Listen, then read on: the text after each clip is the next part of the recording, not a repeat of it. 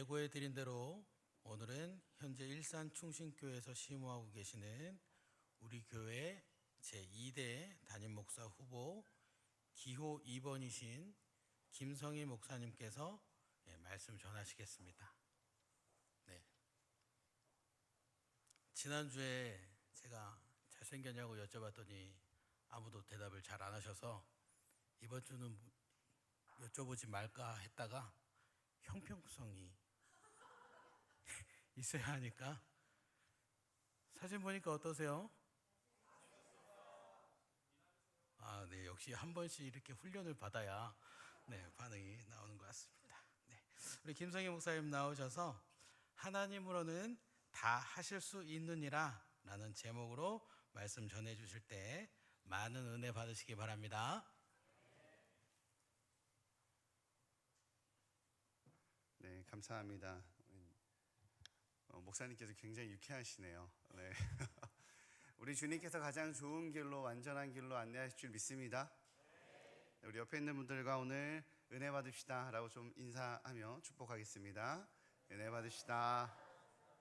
네. 성도님들 마음 가운데 오늘 많은 부담감이 있을 겁니다. 저에게도 부담감이 있지만 성도님들 입장에서도 굉장히 중요한 또 선택과 중요한 결정의 기로에 있기 때문에 많은 긴장감 가운데 있을 것 같습니다. 중요한 거룩한 부담감이라고 생각합니다. 그러나 다 하나님께서 하십니다. 믿으십니까? 내려놓고 오늘은 은혜 받으시기를 주님의 이름으로 축복합니다. 네, 감사합니다. 중국의 춘추 전국시대의 이야기를 좀 하려 합니다. 중국의 춘추 전국시대 때 중국에는 넓고 넓은 그 땅에 7개의 나라가 있었습니다.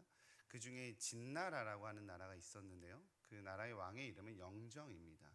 영정은요, 그 왕족 후계에서 밀려서 사실은 백성들 사이에서 살아가던 그런 왕이었습니다. 그런데 왕궁에 이제 변고가 생겨서 선대왕이 죽고 갑작스럽게 황궁하게 된 그런 왕이었습니다.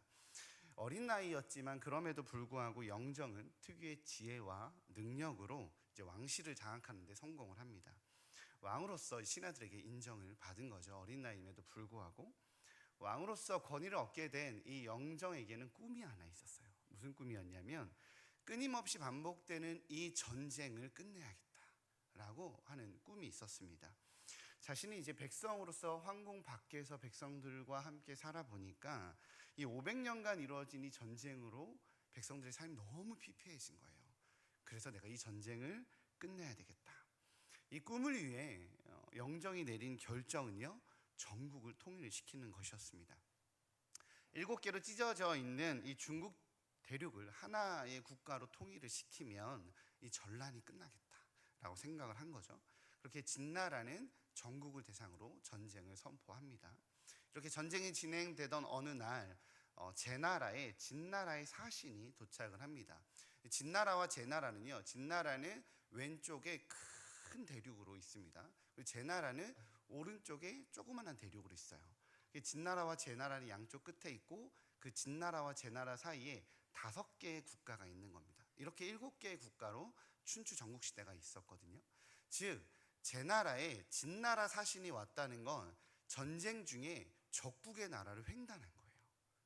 굉장히 위험한 행동이었던 거죠. 그리고 비밀리에 사신단이 제나라에 도착을 했습니다. 제나라의 사신단이 도착을 해서 제나라 왕이 진나라 사신이 새벽에 밤늦게 몰래 도착을 해서 만나자고 하니까 딱 만나봤는데 사신단의 대표가 영정인 거예요.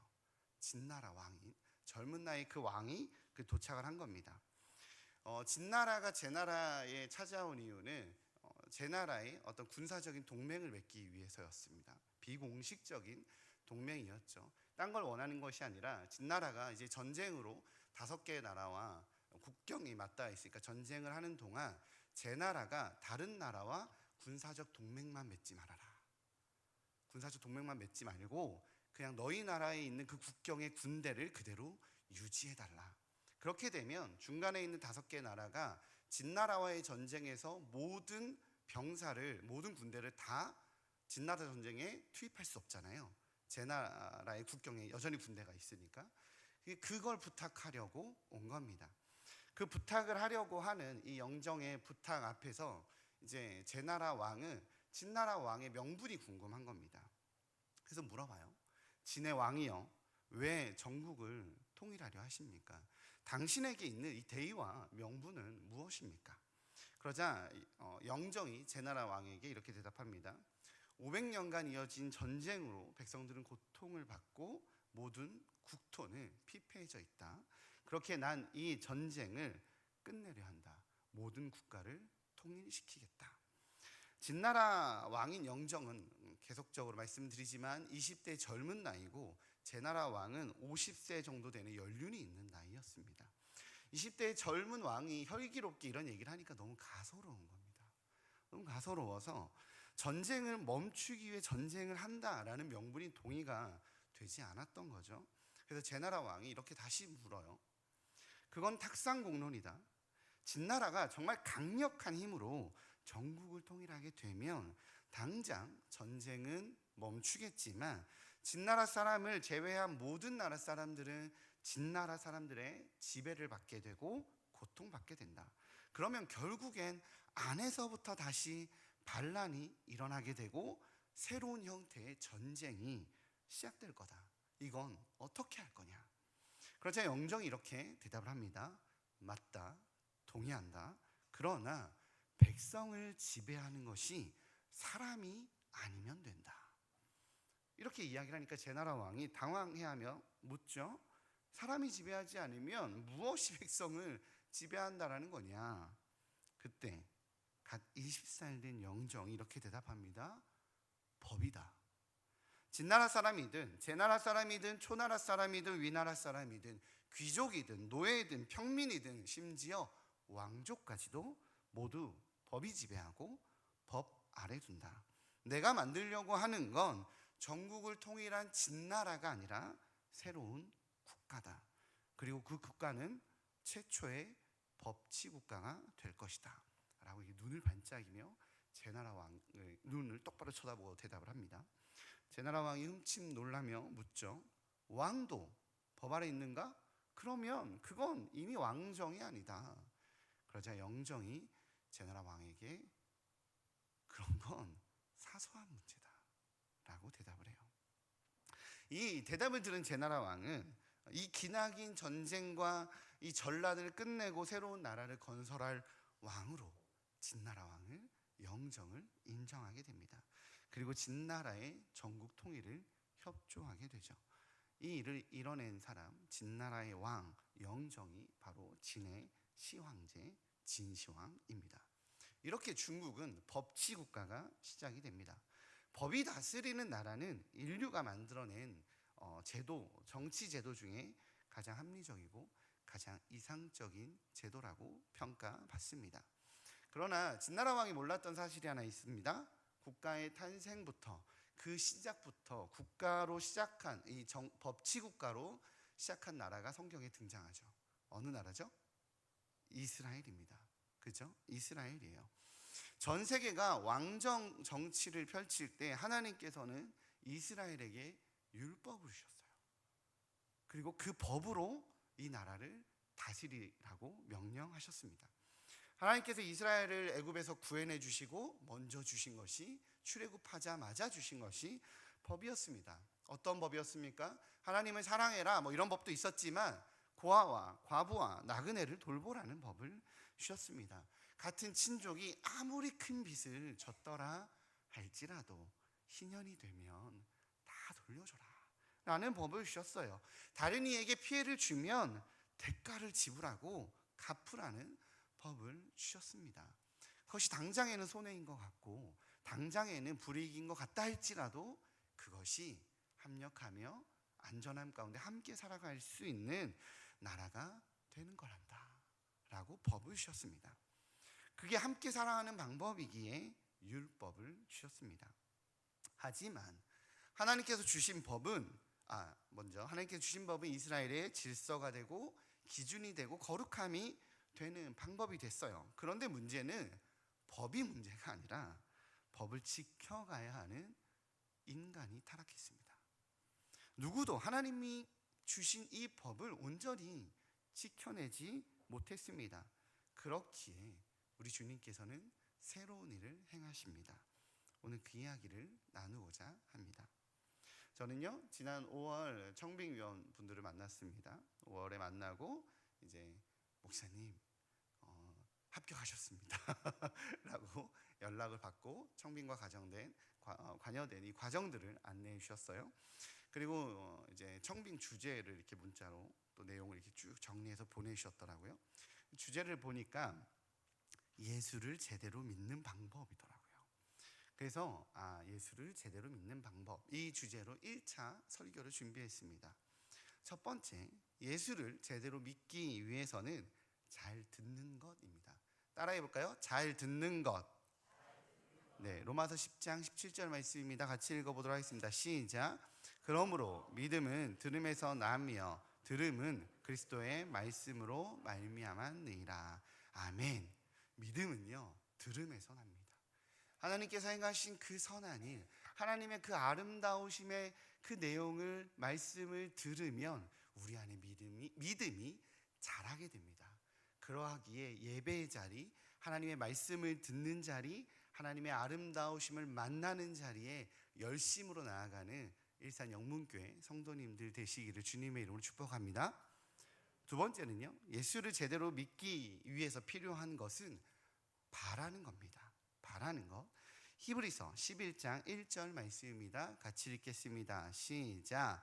믿음은 바라는 것들의 실상이요 보이지 않는 것들의 증거니. 아멘. 믿음은요, 나의 현실이 아니라 하나님께서 나의 현실에 살지 않고 주님께서 주시는 그 하나님 나라를 소망으로 바라보며 믿으며 나아갑니다. 그렇게 주님께서 주시는 그 영역을, 현실을 넘어서서 바라니까 우리 주님께서 무엇을 하세요? 그걸 이뤄내시는 것을 보게 되는 거예요. 그래서 믿음은 바라는 것이 있습니다. 주님께서 보여주시는 것이 현실과 다르다 할지라도 믿음으로 바랬더니 그 일을 이뤄내시는 주님을 경험하기에 우리 뭐라고 많이 고백해요? 모두 은혜였더라 라고 고백하게 되는 거예요. 그래서 믿음은 주님을 믿음으로 신뢰함으로 바랄 때 얻게 되는 선물입니다. 세 번째는 예수를 제대로 믿기 위해서는 물러서지 않는 것입니다. 야고보서 1장 3절입니다. 같이 읽겠습니다. 이는 너희의 믿음의 시련이 인내를 만들어내는 줄 너희가 알미라. 아멘. 믿음에는요, 시련이 있어요. 왜냐하면 세상이 믿음대로 살지 않거든요. 세상은 현실대로 삽니다. 세상은 정보에 맞춰 삽니다. 세상은 욕심에 맞춰 삽니다. 그런데 우리는 믿음에 맞춰 삽니다. 그러니 조롱받아요. 노아도 조롱받았고 아브라함도 조롱받았습니다. 그러니 믿음에는 어려움과 시련이 있습니다. 그러니 성도는 믿음을 온전히 믿고 나아가는 이에게는 인내의 영역을 경험하게 됩니다. 세상의 유혹 앞에서, 세상이 주는 협박 앞에서 물러서지 않고 인내로 믿음으로 나아가니 그 일을 이루시는 하나님을 경험하게 됩니다. 그렇게 되기에 일상이 간증이 되는 것입니다. 삶이 기적이 되는 것입니다. 세상과 다르게 살아가는 존재가 되는 것입니다. 그렇게 믿음을 붙들고 살아가는 성도님들 되시기를 주님의 이름으로 축복합니다. 이처럼 예수를 제대로 믿기 위해서는 우리에게 듣는 것, 바라는 것, 물러서지 않는 것이 필요합니다. 주님의 말씀, 그 아름다운 은혜의 말씀을 잘 듣고 주님만을 바라고 세상의 유혹 앞에서도 어떤 어려움 앞에서도 잘 견디기에 하나님 나라를 믿음으로 온전히 성취하는, 예수를 정말 제대로 잘 믿는 일산 영문교회 성도님들 되시기를 주님의 이름으로 다시 한번 간절히 축복합니다. 그런데 물 한 모금만 먹겠습니다.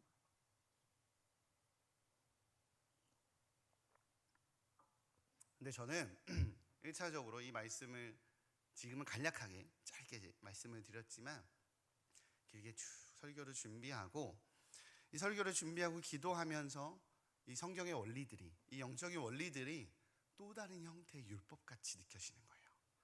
그런 마음이 자꾸 드는 겁니다.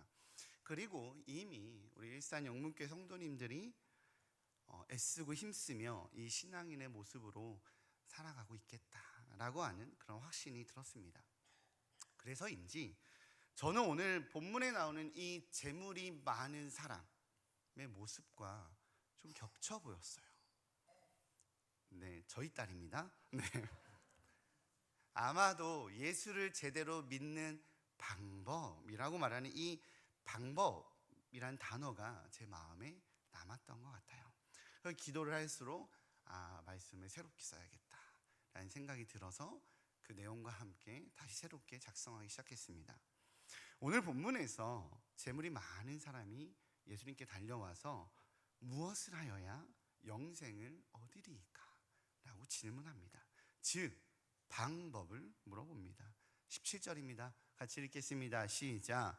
예수께서 길에 나가실새 한 사람이 달려와서 꿇어 앉아 묻자오되 선한 선생님이여 내가 무엇을 하여야 영생을 얻으리이까? 아멘.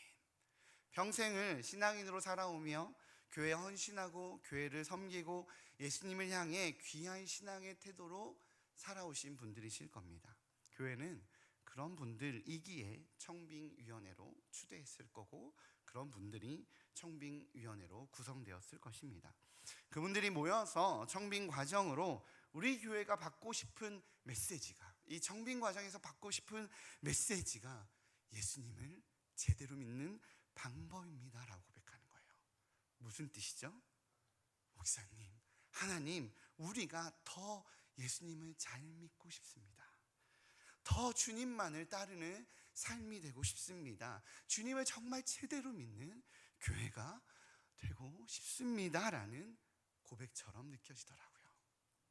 저는 재물이 많은 이 청년이 청년을 바라보며 그 청년이 예수님께 묻는 다가와서 질문하는 그 청년을 바라보며 예수님께서 가지셨던 감정과 같은 감정이 묵상되었습니다. 우리 주님이 어떤 감정이 가지셨냐면 21절에 예수께서 그를 보시고 사랑하사 이르시되 라고 말씀하세요. 우리 주님께서 무엇을 하여야 영생을 얻으리까? 라고 질문하는 이 젊은이가 사랑스러워 보이셨습니다. 평생을 율법을 지키고 하나님의 법을 지키고 따르며 살아온 이 청년이 주님께 무엇을 하여야 영생을 얻으리까? 라는 이 질문이 우리 주님께는 귀했던 거예요. 참 귀하고 사랑스러웠던 겁니다. 사실요, 이 청년의 질문은 상당히 이상합니다. 왜냐하면 오늘 청년이 사용한 이 얻으리까 라고 하는 표현이 클레로스라고 하거든요. 헬라어로. 이 동사는 제비 뽑기라는 뜻입니다. 즉 클레로스라고 하는 단어의 표현 안에는 어떤 노력이나 어떤 대가나 어떤 조건 없이 주어지는 상속이라는 의미가 내포되어 있습니다.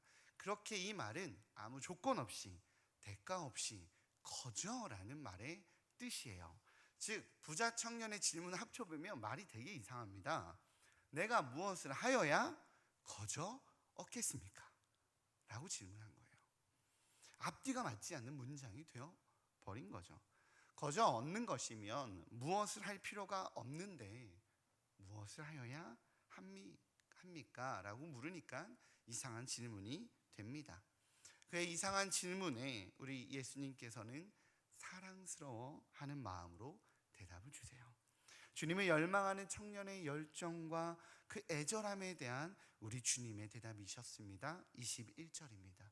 이것도 같이 읽겠습니다. 시작. 예수께서 그를 보시고 사랑하사 이르시되 내게 아직 한 가지 부족한 것이 있으니 가서 내게 있는 것을 다 팔아 가난한 자들에게 주라. 그리하면 하늘에서 보화가 내게 있으리라. 그리고 와서 나를 따르라 하시니. 아멘.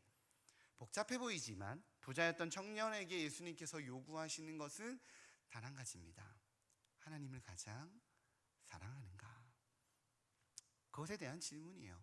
내가 가진 모든 것을 팔아서 다 나눠주고 나를 따르라 라고 하는 이 말은 하나님을, 나를 가장 사랑하는가에 대한 질문입니다. 그런데 아쉽게도 이 청년은 돌아섭니다. 모든 것을 내어버리고 예수님을 따르는 것을 선택할 수 없었습니다. 그는 얼굴에 슬픈 기색을 띠고 자리를 떠납니다. 왜 그랬을까요? 왜 그랬냐면 이 청년은 예수님에 대한 심각한 오해를 하나 가지고 있었습니다. 이 청년은요, 예수님께서 영생의 방법을 알려주시는 분이라고 오해하고 있었던 것입니다. 사랑하는 성도님들, 예수님은요, 영생의 방법을 알려주시는 분이 아닙니다. 예수님은 영생을 주시는 분입니다. 믿으십니까?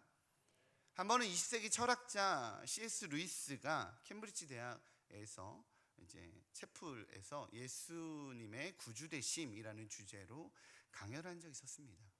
강연이 마쳤을 때 한 학생이 손을 들고 질문을 합니다.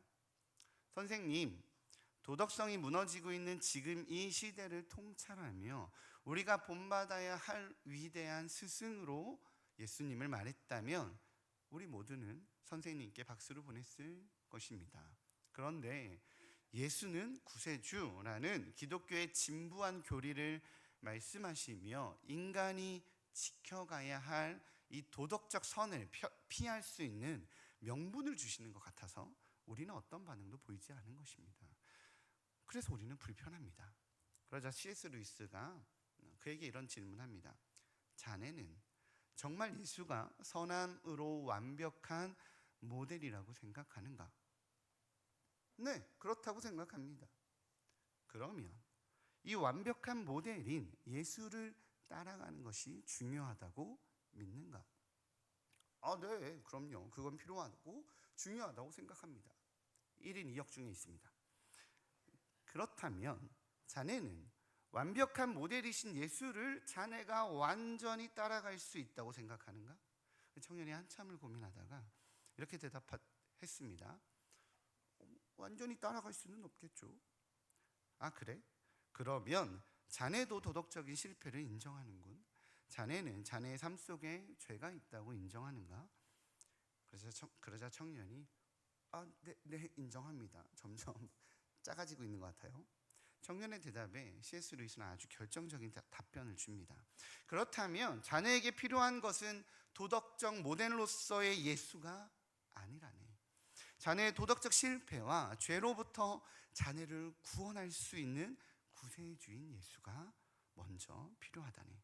죄인에게는 모델로서의 예수가 필요한 것이 아니라 구세주로서의 예수가 필요하니 말일세. 구주이신 그리스도를 만나야 비로소 그분이 자네의 모델이 될 수 있는 것이라네. 예수님의 말씀이, 예수님의 철학이, 예수님의 가르침이 영생을 주는 것이 아닙니다. 예수님이 우리에게 영생을 주는 것입니다. 예수님을 그리스도로 만나야 생명을 누릴 수 있습니다. 예수님을 그리스도로 만나 생명을 얻게 되면, 그렇게 되고 나면 예수님의 가르침을 따르며 살아가고 있는 존재가 내가 되어져 가고 있는 나 자신을 발견하는 것입니다. 그것이 신앙생활입니다. 예수님은 자신을 선한 선생님으로 알고 있는 이 청년에게 사랑하는 마음으로 구세주이신 자신을 만나게 해주고 싶으셨습니다. 그런데 아쉽게도 청년은 예수님을 떠났습니다. 그런데 여기에서 우리가 살펴봐야 하는 내용이 하나 더 있습니다.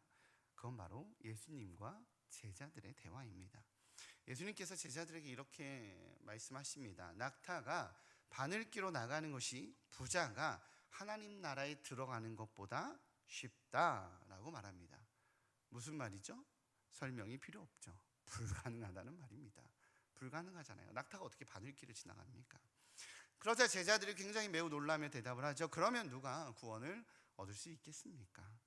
이렇게 놀라는 제자들을 향해 예수님은, 그리고 그 제자들을 향해, 그리고 자신의 소유를 포기하지 못해 뒤돌아서는 이 부자 청년의 뒷모습을 향해 우리 예수님께서 하신 말씀입니다. 27절입니다. 같이 읽겠습니다. 시작. 예수께서 그들을 보시며 이르시되 사람으로서는 할 수 없으되 하나님으로서는 그렇지 아니하니 하나님으로서는 다 하실 수 있느니라. 아멘. 이 말씀을 하시는 예수님의 마음이 이해가 되시나요? 이 말씀은 부자 청년만을 향한 말씀이 아닙니다. 사도 마가는요, 마가복음의 이 메시지를 예수 그리스도의 순환 예고 앞에 놓습니다. 이 본문 뒤에 예수 그리스도의 순환 예고 본문이 나오거든요. 즉 마가복음에서 이 메시지의 주요 대상은요, 제자들이에요. 무언가 깨달은 베드로는 예수님께 칭찬이라도 한마디 듣고 싶었는지, 보소서 우리가 모든 것을 버리고 주를 따랐나이다 라고 고백합니다. 아마도 그의 마음에는 약간의 자부심이 있었을 것입니다. 베드로는 예수님의 가르침에 자신들은 해당된다라고 생각했습니다.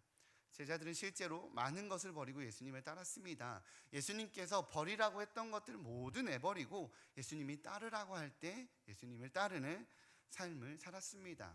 그들의 헌신은 놀라운 것이었고 절대적인 것입니다. 맞습니다. 예수님께서 그들에게 요구한 대로 그들은 한 것 같습니다. 그러니 자신들의 선택과 이 부자 청년의 선택은 다르다라고 생각하고 자부심을 갖고 그 이야기를 한 것 같습니다. 그러나 예수님은 알고 계셨죠? 지금 이 자부심을 가지고 고백하는 이 제자들이 어떤 상황에 놓이게 될지 다 알고 계셨습니다.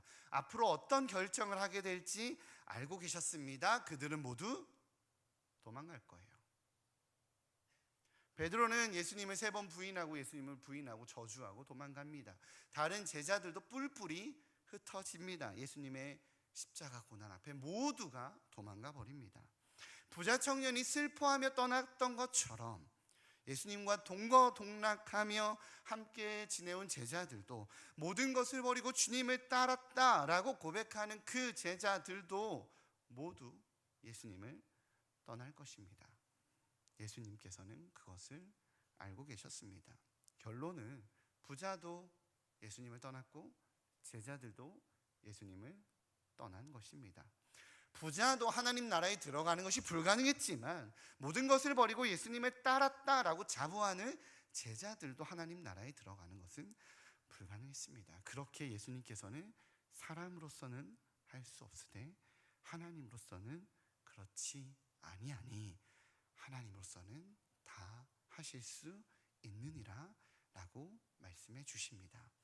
예수님의 이 고백은 이 땅에 현현하신 하나님의 본체이신 예수님의 결단입니다. 왜냐하면 예수님이 하나님이시니까요. 무슨 말이에요? 내가 할 거란다.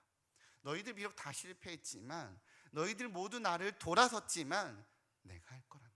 내가 십자가 질 거고 내가 너희 모두를 살릴 거란다 라는 예수님의 결단이자 선포입니다. 사랑하는 성도님들, 구원은 하나님을 향한 내 사랑을 믿는 것이 아니라 나를 향한 하나님의 사랑을 믿음으로 얻게 되는 선물입니다.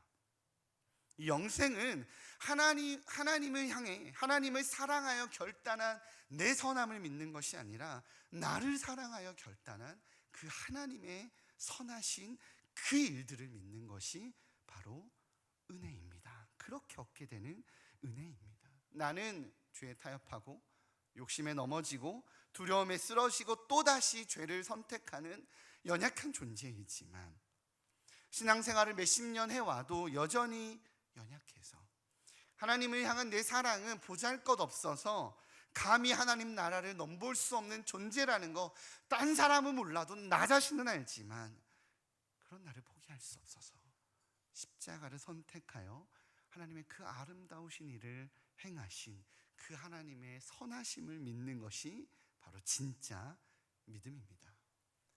물질 때문에 돌아서서 하나님을 떠난 부자 청년도, 예수님을 버리고 도망간 제자들도 모두 영생을 얻을 수 있습니다. 왜요? 하나님으로서는 하실 수 있기 때문입니다. 하나님께서 행하신 일이기 때문입니다. 그것이 복음입니다. 그래서 좋은 소식입니다. 사도 바울은 말합니다. 기록된 바 의인은 없나니 하나도 없으며 의인되지 못하고 자격 없는 우리의 구원은 절대적인 하나님의 은혜입니다. 하나님으로서 하실 수 있고 하나님만이 하실 수 있습니다. 그렇기에 성도는요, 의인의 자부심이 아니라 용서받은 죄인의 감사함으로 살아가는 존재입니다. 그렇기에 그리스도인이 된다는 것은 복음에 하나님께서 행하신 그 선함에 붙들린 자들입니다. 하나님께서 주신 율법이 잘못된 것이 아닙니다. 서로를 지키고 돌보라고 허락하신 그 최소한의 율법조차 지킬 수 없는 우리의 욕심이, 우리의 두려움이, 우리의 연약함이 잘못된 것입니다. 우리가 그 율법의 요구를 해낼 수 없는 죄인인 것이 문제입니다. 그 문제 앞에서, 그 한계 앞에서 우리 주님의 선택은 율법을 좀 더 잘 지켜라 라고 강요하는 것이 아니라 예수님께서 직접 그 율법을 온전히 지키는 십자가를 선택함으로 율법을 완성하신 것입니다. 그래서 우리는 주님의 그 선하심만 바라고 누리며 따르면 되는 것입니다. 사랑하는 일산 영문교회 성도님들, 제가 알고 있기로 영문교회가 세워진 지 한 30년이 정도 되었다고 들었습니다. 작년이 30주년이셨죠? 그죠? 40주년인가요? 37년인가요? 네, 죄송합니다. 제가 잘못 기억했군요. 올해가 37년인가요? 37년. 네, 37년째 30년의 세월에서 40년 거의 가까이 되셨네요. 어쩌면 누군가는 젊은 날 일산 지역의 신도시와 함께 이곳에 들어와서 자신의 젊음을 쏟아 부으셨을 겁니다. 추억도 많고 감사도 많지만 나는 성도로 잘 살고 있는가? 나는 그리스도인으로 정말 잘 살고 있는가? 라는 질문이 종종 밀려올 수 있습니다. 혹은 우리 교회가 더욱 주님을 제대로 믿는 교회이고 싶다 라는 간절한 소망을 가지신 분도 계실 것입니다. 그래서 주님, 내가 주님을 더욱 갈망합니다. 더욱 주님의 은혜를 갈망하고 주님의 인재를 갈망합니다 라는 그 고백이 있으신 것 같습니다. 저는 그 갈망이 무엇을 하여야 영생을 얻으리까 라는 이 부자 청년의 질문 같습니다. 그 질문에 우리 주님께서는 방법을 제시하시는 것이 아니라 언약을 맺고 계십니다. 하나님으로서는 다 하실 수 있느니라. 내가 인도해 왔고 내가 인도해 갈 거란다 라고 말씀해 주십니다. 여기까지 오는 과정에서 실패감도 두려움도 걱정도 우려도 있을 수 있습니다. 그건 모두 다 내려놓고 우리 주님만, 주님이 행하실 그 선함만 보이시기를 주님의 이름으로 축복합니다. 주님의 선함만, 주님의 은혜만, 주님의 임재만 가득하시기를 축복합니다. 그렇기에 주님을 따르기로 결정하는 자들이 아니라 주님을 따르고 있는 나를 어느 순간 발견하게 되는 그러한 성도의 삶 살아가는 일산 영문교회 성도님들 되시기를 주님의 이름으로 축복합니다. 기도하겠습니다. 사랑해 주님, 감사합니다. 돌아보면 주님께 내밀 것 하나 없습니다. 오랫동안 봉사해왔던 나의 의도, 오랫동안 섬겨왔었던 나의 헌신도 주님의 십자가 은혜 앞에서, 때론 결정적인 순간 타협하는 나의 연약함 앞에서 주님, 내가 정말 성도입니까? 내가 정말 주님의 십자가를 믿는 자입니까? 라고 연약함과 속상함에 무너질 때가 있습니다.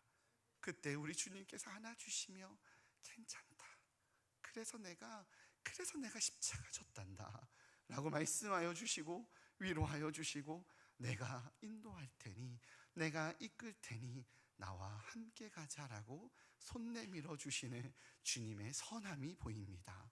그 주님의 선함만 바라보고 붙잡고 따르며 살아가는 성도의 삶 살아가는 저희들 되게 하여 주옵소서.